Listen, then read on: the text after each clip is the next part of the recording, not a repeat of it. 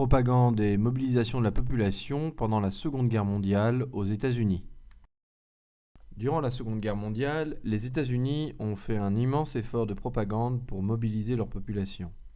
Il s'agissait de faire accepter à la population américaine des entorses aux libertés individuelles, rendues nécessaires par la guerre, comme le service militaire, introduit aux États-Unis en 1940 à mesure que la probabilité d'une entrée en guerre s'accentuait, mais aussi pour mobiliser les civils dans l'effort de guerre.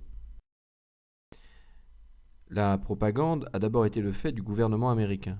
Ainsi, tout au long du conflit, des affiches vont inciter les jeunes filles à aller travailler dans les usines d'armement pour soutenir l'effort de guerre. Dans le même ordre d'idées, la radiodiffusion des discours du président américain F.D. Roosevelt a également servi à expliquer et à illustrer les raisons de l'entrée en guerre des États-Unis, comme dans ce célèbre discours face au Congrès, où il dénonce l'agression japonaise à Pearl Harbor le lendemain de cette attaque. Roosevelt s'adresse au Congrès.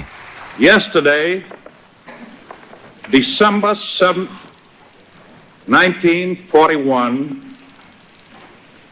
a date which will live in infamy. The United States of America was suddenly and deliberately attacked. No matter how long it may take us to overcome this premeditated invasion, the American people in their righteous might will win through to absolute victory. Contrairement à ce qui se passe en Allemagne ou en URSS, la propagande aux États-Unis est également le fait d'opérateurs privés. Par exemple, les compagnies de production cinématographique. Ainsi, la Walt Disney Company va faire de Donald, pendant 3 ans, entre 42 et 45, le héros d'une série de dessins animés le montrant luttant contre les Allemands ou contre les Japonais, dont il va détruire ici tout seul une base entière.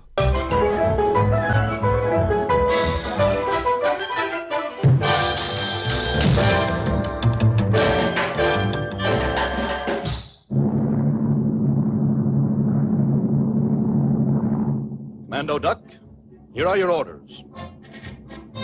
Yes, sir. You will parachute at 0600 on position B4. You will proceed down the inland river indicated on your map. Now you're cautioned to be on the alert for snipers and man-eating crocodiles. Yes, sir.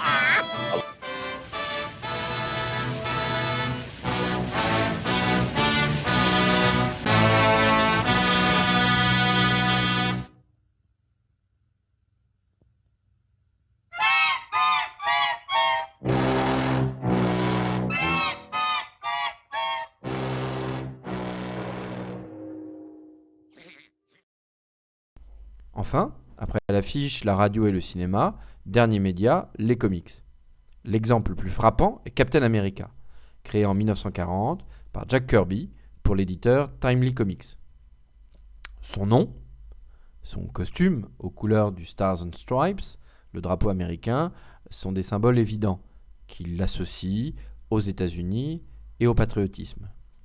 De plus, dans les premières séries, le méchant principal est Red Skull, ou Crâne Rouge, associé au nazisme, puisqu'il est désigné dans Captain America numéro 9 comme le bras droit d'Hitler.